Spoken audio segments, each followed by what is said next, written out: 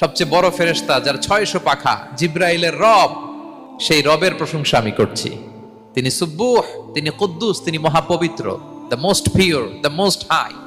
এভাবে বিষ্ণু ইসলাম আল্লাহর প্রশংসা করতেন। তিনি আরো পড়তেন, আল্লাহুম্মা গফিরলি যুনুবি কুল্লাহ দিক্কাহু ওয়া জুল্লাহ আউওয়ালাহু ওয়া আখিরাহ আলানিয়াতাহু ওয়া সিররাহ।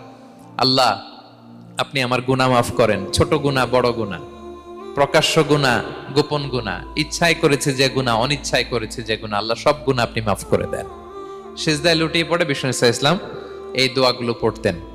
তো এখন থেকে সেজদায় এই দোয়াগুলো, লম্বা চূড়া দোয়া আপনারা করবেন তো। বান্দা যখন সেজদায় লুটিয়ে পড়ে আল্লাহর সবচেয়ে কাছে চলে যায়। এবং তোমরা বেশি বেশি দোয়া করো।